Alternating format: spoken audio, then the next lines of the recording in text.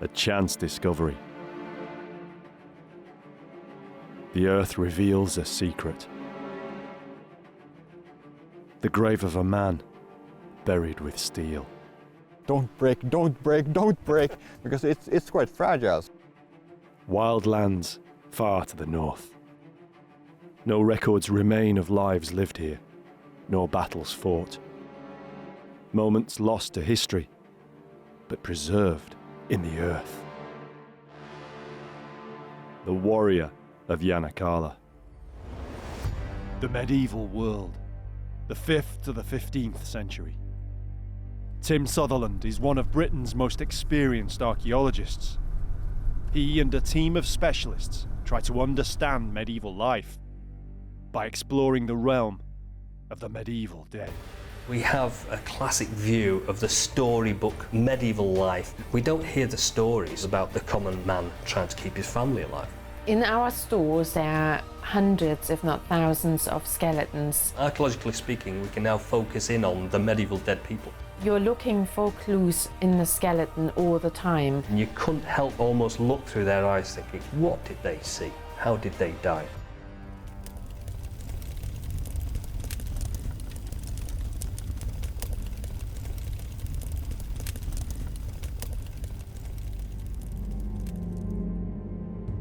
Yanakkala, 100 kilometers north of Helsinki in Finland. In 2013, it's the location of an amazing archaeological find. The grave of a man buried more than 7 centuries before. It's unusual in Finland for a skeleton to be found like this, away from any known burial ground. But there was something else. The man had gone to the grave with not one, but 2 swords. And it didn't stop there. What made the find completely unique was that the swords were separated in time by hundreds of years. One blade, like the skeleton, was medieval. The other, unbelievably, was from at least 2 centuries before. A Viking sword. It was completely unprecedented in medieval archaeology, in Finland and the whole of Europe. You couldn't fail to be captivated by the whole story. 2 swords found in a single grave, in the middle of a field, in the middle of nowhere, with archaeologists excavating it. It has a bit of everything. There was an option of going over there to carry out a geophysical survey and hopefully get some sort of information to put this person and the swords into a context that we could understand. The story was like a medieval fantasy, except it was real. And it spanned not only medieval times, but also the preceding era, the pagan Dark Age, the time of the Vikings. Even today, Finland is beautiful and remote. In medieval times, it was a wilderness. Endless forest, hills, rivers. Western Europe was steadily civilizing and evolving. But here on the edge of the Arctic Circle, the wild lands of ice and snow, Finland was the edge of the world. Finland in the medieval period is a bit of a blank canvas. We don't know much about it. Its history is now being driven by the archaeology. There isn't a lot of medieval history around. And so by finding new sites, by finding medieval archaeology in which to interpret, you can add to the history of the background of the country. No mä en tiedä, Suomi on voinut olla, mutta sillä ei ehkä ollut nimeä ja sitten jostain syystä tänne on haluttu tulla ja molemmin puolin, että tämä on nyt ollut hyvin helposti sitten saavutettavissa tämä alue ja en tiedä, se on kyllä aika mielenkiintoinen kysymys, mutta ehkä me joskus saadaan siihen vastaus, että mikä tämä Suomen asema on silloin muinoin ollut. Simo Vanhatalo is one of the most experienced archaeologists in Finland, a veteran of more than 500 excavations, and the man who found himself in charge of the dig at Yanakkala.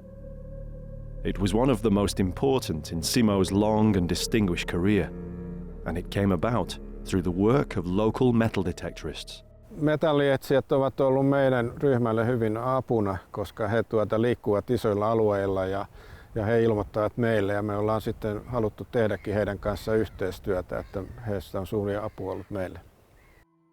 The metal detectorists made a series of small finds across this field before they unearthed the burial and alerted Museovirasto, Finland's National Board of Antiquities.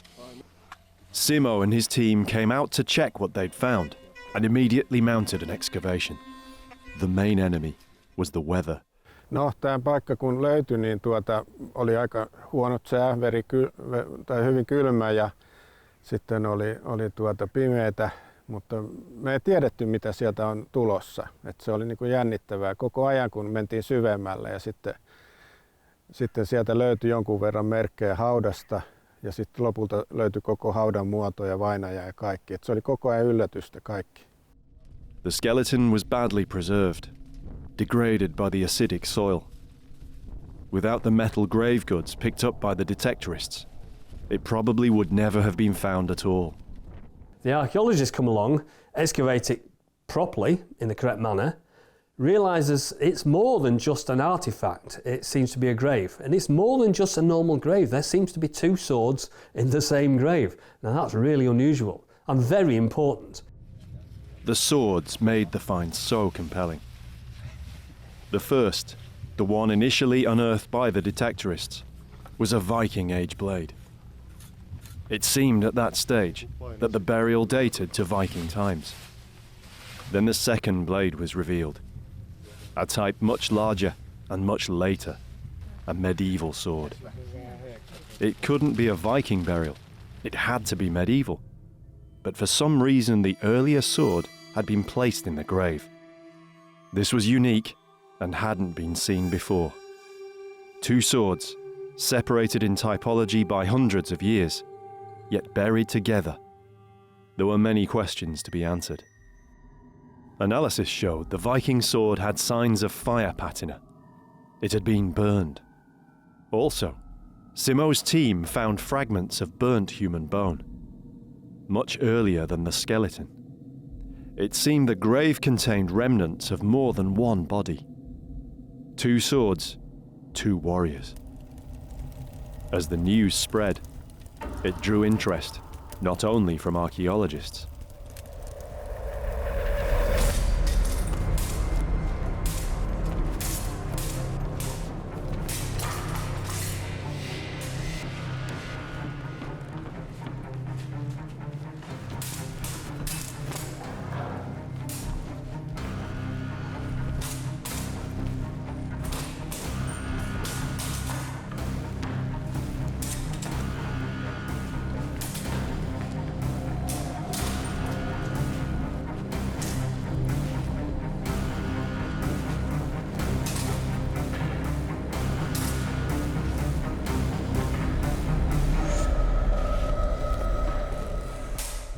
Paul MacDonald has been learning and teaching the art of the sword for more than 2 decades. He's aware of the sword's place in history as a symbol, without losing sight of its visceral purpose. The sword is a weapon first. It's designed to be practical first, and every different type of sword is a very particular tool for a very particular job. Some are more cutting based, some are more thrusting based, and some have an element or combination of both. So every weapon must be practical first, because it's designed to do a job. Along the way it is symbolic also. When you strap a sword onto your side, it's no light undertaking. You're making a declaration to anyone that claps eyes on that sword. It's saying that you're prepared to back up your word by your skill and by your steel. Paul is also a sword maker. The MacDonald Armouries specialises in fighting quality, historical blades. He's come to Helsinki to see for himself the swords of Yanakkala. He intends to bring these blades back to life. I've always been drawn to unique and interesting projects. So to make something that rare, that special, with the blade length as it is as such, being so unusual, it's they're both pretty fascinating. The swords are kept in stable conditions at Museovirasto. They're covered with oxidation, But beneath this, the steel has survived. It's the first time Paul's seen them for real. By now, the skeleton burial has been carbon dated to approximately AD 1300. Quite late for the type of medieval longsword he was buried with, meaning that this particular sword, or its type, was still in use here in Finland when designs elsewhere in medieval Europe had moved on. The Viking Age sword might be as much as 300 years older than the medieval sword. Wow, beautiful. The sword is the better preserved of the two, possibly due to having been cremated. Fire patina can protect steel against oxidation. It's a very recognizable style, one of a range of types, recorded from every sword from this period found to date. Jan Petersen published a work on the Norwegian Viking swords and established a typology of known different types of hilts and blades. And this would be concurrent with a type Z, known to be from the mid-10th century to mid-11th. So it's a fairly accurate time frame. Paul carefully records both swords. Each dimension is critical, as characteristics vary over the different parts of the blade. He also has to take into account the layer of oxidation on every surface. The National Museum in Helsinki is home to the finest Viking and medieval swords ever found in Finland. Hundreds of years ago, these blades were ground from steel that had been forged, folded and hammered over time. Paul will work in modern stock steel, but the form and weight will be as close as possible to the originals. It will still require all his skill and experience. I do have to look at the weapons with a couple of different perspectives. One, a technical perspective. I have to look at it in terms of realistically how am I going to make this by stock removal? How do I grind this blade? How do I form the hilts? But then I also have to look at the weapon through the original maker's eyes, the medieval sword in particular, because it's so unique. They'll be constructed with materials and they'll be constructed for use. So there'll be more than just something to hang on a wall.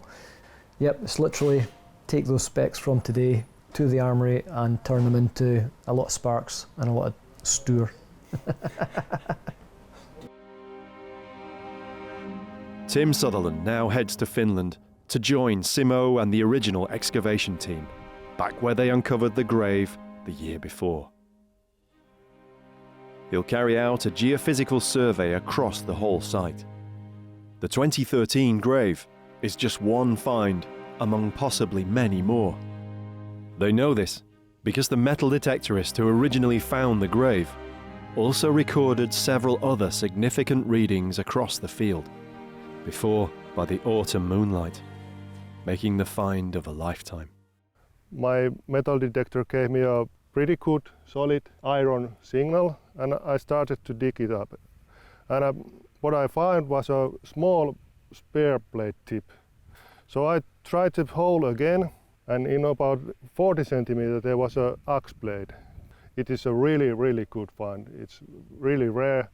And I removed the earth more, and suddenly in the bottom of the hole I saw a silvery blade with the text, and I realized just at the moment moon was shining that the silver blade, it was a sword. Discovering a sword like this was so rare that it affected Mikko's reaction. This was a physical reminder of Finland's distant past. It was a shocking and stopping moment because we didn't actually know what to think. It was so weird, so not possible.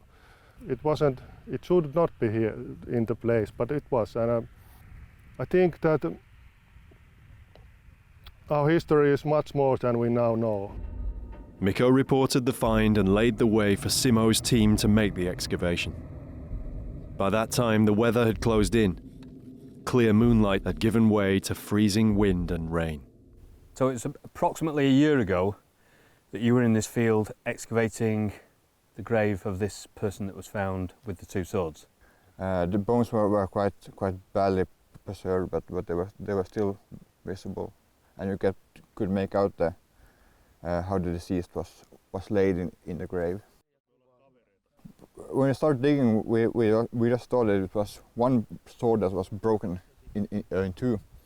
But then especially after we lifted the first piece up, we realized that there was actually another sword, a whole sword, lying beneath.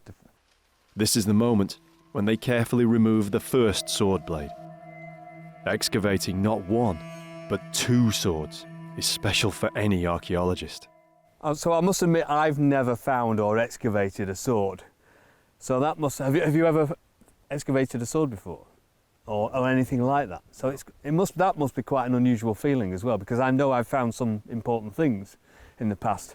But when you see something as evocative as a sword, obviously, and an individual with it, that must be quite a good feeling. Yeah, and especially when we lifted the longer sword, the complete sword, the thing that went through my mind was, don't break, don't break, don't break, because it's quite fragile, so you have to be very careful when lifted. So. The swords were gently cleaned and left with respect. In Nordic folklore, it's said the soul of the swordsman resides in the blade. Tim gets moving. He and Rachel Wood from the University of York will carry out the survey. This is the first time they've seen up close the geology of the site. The warrior of Yanakkala, it seems, was buried in soil rich in magnetic red granite. And it may be that this is a problem. Using magnetometers in a magnetic terrain like geological granite is notoriously difficult or interesting, to put another way. So we'll have to see. Right. Yeah, sometimes you can put a lot of effort into a survey, and there are known places in the world, very igneous areas where the rock is just so strong magnetically, you can't do a magnetic survey with any good results. So there's a bit of a gamble. We come all the way to Finland to survey this field, and we didn't know that there was big chunks of granite lying around. Nobody told us that. So potentially we could be wasting our time. There's nothing else they can do but try. They start the first few grids of the magnetometer survey. And fortunately, it seems there's enough overburdened soil to mask the effects of the granite. It's a huge relief, because if the whole site was heavily magnetic, because if you work in a landscape that's basically underneath is igneous rock like granite, it can trash the whole data. And that's the problem. And we potentially faced by coming here. So it's really nice to see we can see something else.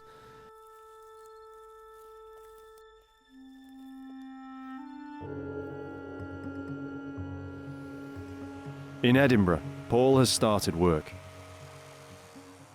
Well, at this point, the blade has it's been distal tapered, and it's been profile cut. That is, it's got the basic shape of the width of the blade tapering, not quite to a point, still rounded here, and the thickness of the blade has been ground down from 5mm up by the shoulders, by the guard, right down to the point here where it's 2mm, and it's a very constant, even taper down there. Time to grind. The next stage is to add in the fuller. This is the curved groove along each side of the flat of the blade. It's sometimes called the blood groove. Biggest myth in the sword world really is that the fuller is a blood groove or a bloodlet. That supposedly when you stick your blade in a body, it somehow lets air enter the wound and lets blood drain out. That's a wonderful gory idea, but it doesn't really comply with the laws of physics. The fuller down the length of the blade, it lightens the blade down the length, and it does not compromise the flexibility and its strength. While the blades are taking shape, Paul also has to work on the other components of the swords, the pommels and crossguards. For the medieval sword, the heavy disc pommel and crossguard are forged, For the Viking sword, both pieces will be cast. For this, Paul uses one of the last existing foundries in Edinburgh.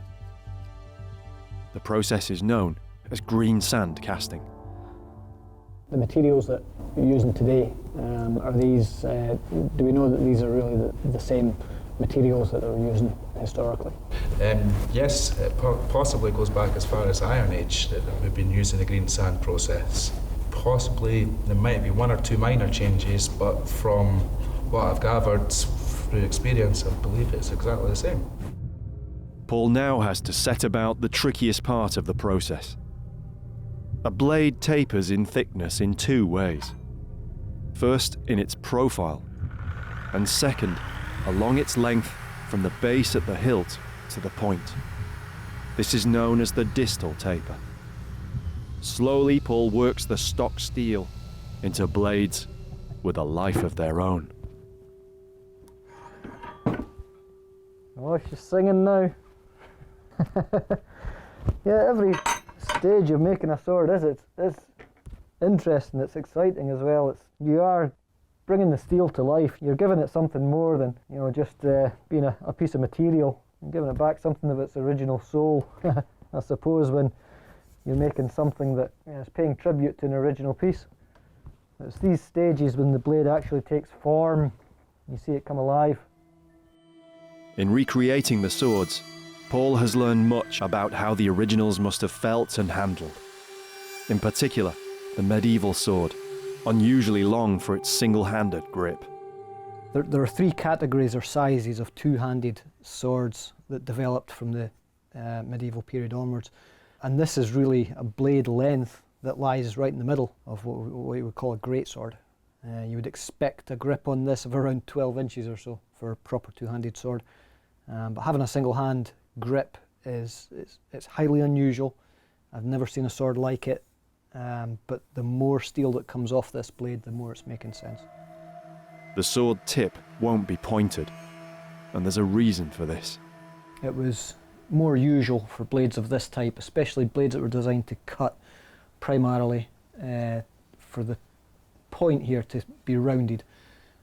It's rounded, but it's certainly not blunt. Your edge, your sharp edge, would continue all the way around there, and that assists or aids a slicing action against flesh and bone, because this is designed to be used in the saddle with force and speed. So even a tip with the last inch to 2 inches of the sword itself would cut and travel through target much more easily with a rounded point. The Viking blade here is remarkable in the sense that the original is only 4 millimeters thick here, and what we call the distal taper, the taper of the thickness, it tapers all the way to 0.8 millimeters here at the tip. It gets remarkably thin, and it's quite thin overall, which makes it remarkably light and fast to wield. But the pommel itself is what balances out the length and the mass of the blade itself, and it moves the balance point. Without a pommel, you have a balance point sitting down here, sitting really about a hand span or so forward of the guard. But once that pommel weight is added, then it takes the whole balance back to really within about 3 inches or so forward of the hand. And this means that in the hand you can whip that blade about rapidly, which is exactly what you want for a sword where your life could depend on how effective this blade wields. Back in Finland, the survey has attracted interest. Raila Aaltonen is the landowner who's kindly granted access to the current survey, and she was here back in 2013 when the grave was discovered. Of course, I was very excited. I was looking at them from my kitchen window, and I saw these guys being gathered together on this muddy field, and then I thought, now they must have found something. And as I got a call from them, and they were very, very excited themselves. So I quite often think about that the people who have been walking here and have seen just the same about the same landscape as I see today. And I think that there's something really soothing.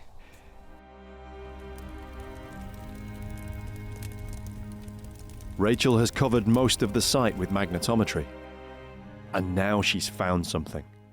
We've got this, which is a strong anomaly, and it goes around there. As if there's a boundary there, we can vaguely see something down there. If we add on another line, we've definitely caught the edge of it. Yeah, I think so. One way or the other. This is very important because it's covering the area we're interested in, isn't it?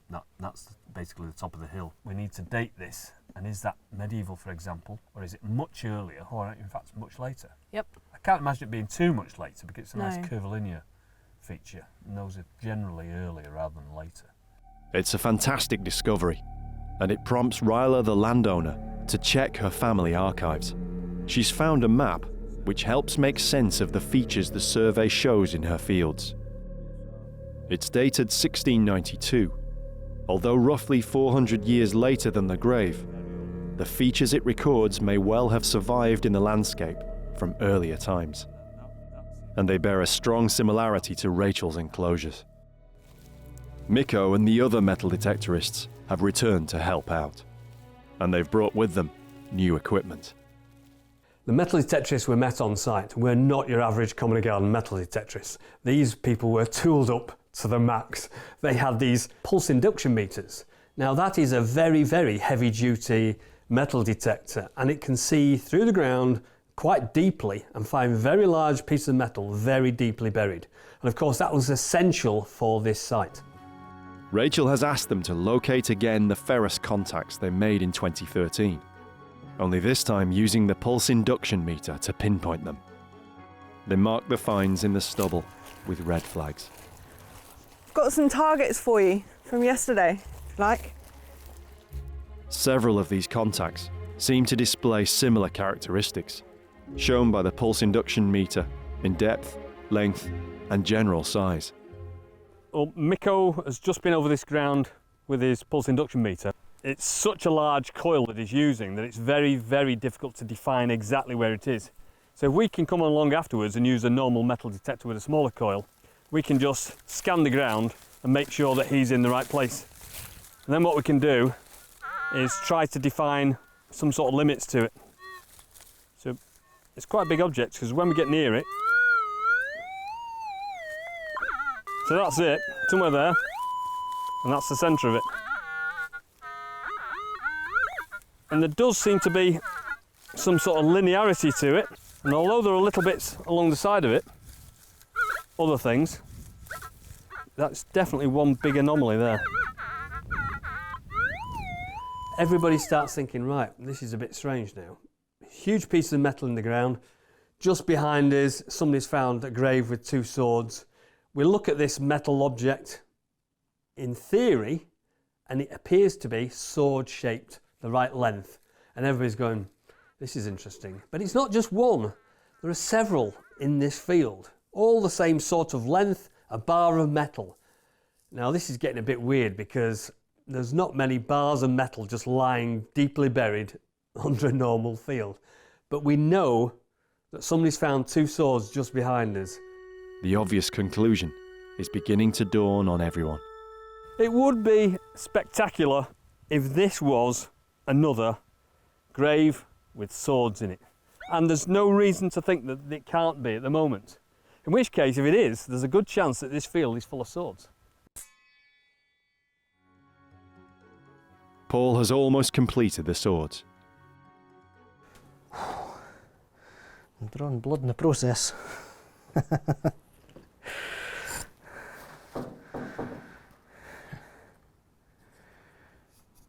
She may be ancient, but she's still thirsty. It's been hard work, but a fascinating process. He's learned a new respect for both these types of sword, the people who made them and the men who wielded them. She's remarkably fast in the hand. They're both remarkable blades. Actually hear it sing a little whistle through the air. The Viking sword is a purist weapon, a swordsman's sword. Yeah, I think in closely studying the original and replicating it I think I've personally learned a lot along the way about these weapons, about the craftsmanship that's gone into them, about the technology, which for the period is quite advanced. The blade technology, making a blade this remarkably thin and light, requires it to be remarkably well tempered.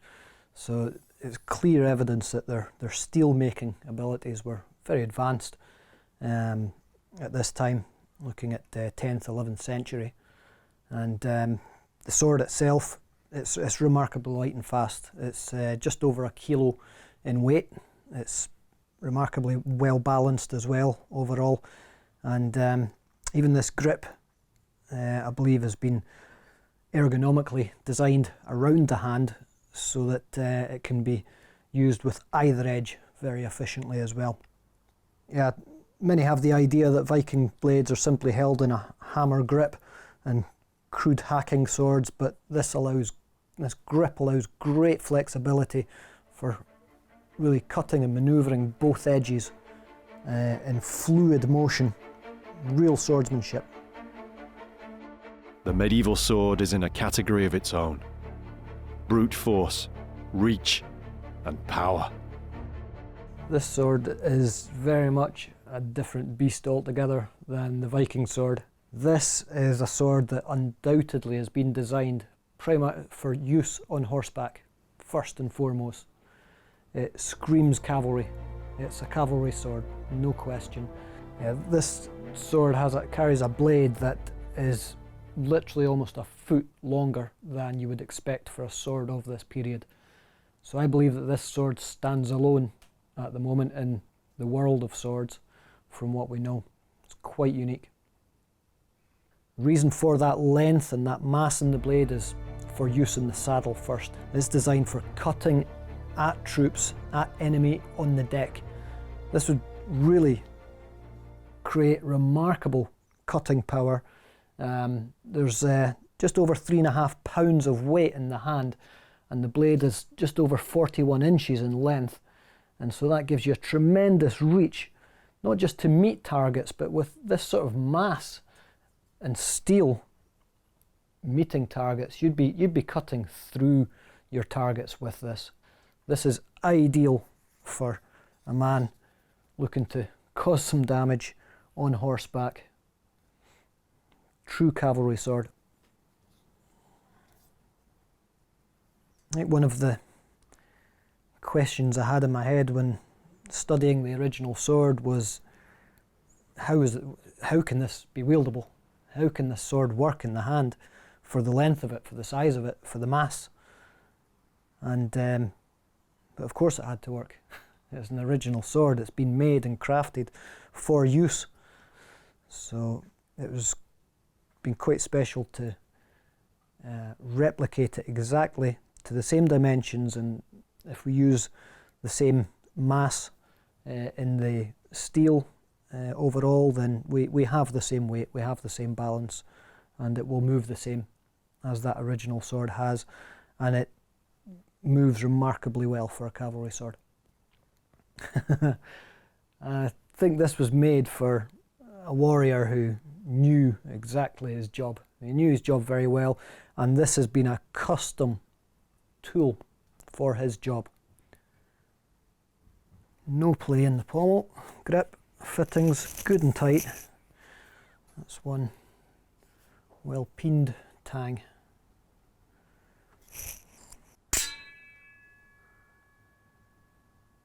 You can hear that continuous tone in the blade now, and that means that the compression is sufficient, that it's secured everything together as one. But why were these swords in the burial? Who was this man they were buried with? New information comes to light. At Museo Verasto, the swords have been X-rayed, and it's revealed something.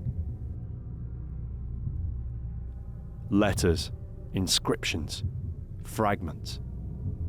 Little in detail can be seen on the Viking sword, but on the medieval blade, the sign of the cross.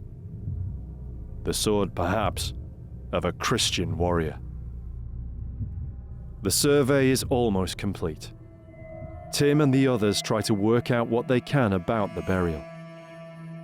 The man was buried around 1300 AD, with the Christian inscribed sword, plus an axe, a spear, and a few other simple items. But also in his grave, carefully and deliberately placed, were the much older, pre-Christian remnants of a cremation, the burnt Viking sword, and burnt human bone. But significantly, there was not enough bone to represent a whole cremated burial. There were just a few pieces. It actually might just be a symbolic act of taking a handful of cremation burial remains from an older site and just scatter it over the deceased. So it might actually not be a single person that is being buried. And if they're taking the sword from an earlier important grave, then they may think, right, it's important that we take part of that individual and then put that in the grave as well. So what appears to be happening is they've dug a grave, they put somebody in it, and that's late medieval, and you can tell by the sword, and you've dated the bones or something from that medieval grave, and then for some reason they've put a sword, an earlier sword, on the top, and they've put cremated remains back on the top of this individual.